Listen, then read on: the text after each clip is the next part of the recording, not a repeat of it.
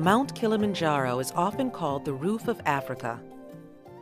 It rises 19,340 feet, or nearly 4 miles, into the sky and is the highest point on the African continent. Kilimanjaro is in northeastern Tanzania in East Africa. It lies almost exactly between the cities of Cairo, Egypt to the north and Cape Town, South Africa to the south.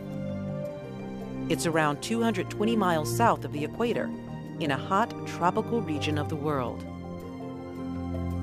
The impressive snow-covered peaks of Kilimanjaro have been an inspiration to visitors for a very long time. Over the years, thousands of people have traveled to Tanzania to climb this majestic mountain. Many others have come to view its famous glacier-covered peak. One of these visitors was an American writer named Ernest Hemingway. He wrote a story about the mountain that made it famous. The story, first published in 1936, is called The Snows of Kilimanjaro.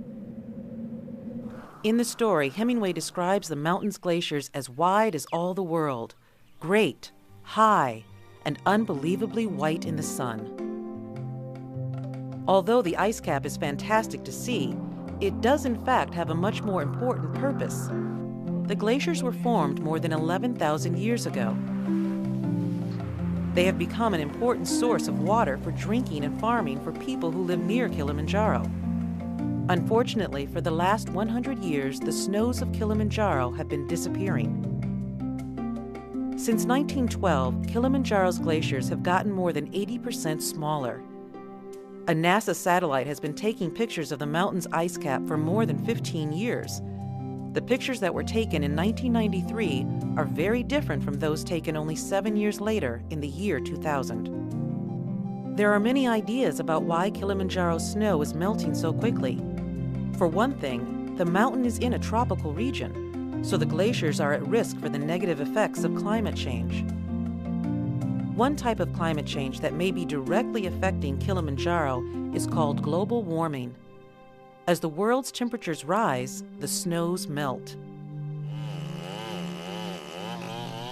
Deforestation is another possible reason why Kilimanjaro's glaciers are melting. When trees are cut down in large numbers, the effects can cause changes in the atmosphere and the climate. Trees keep the air cooler and help maintain the water levels in the atmosphere. This helps to create clouds and rain and snow.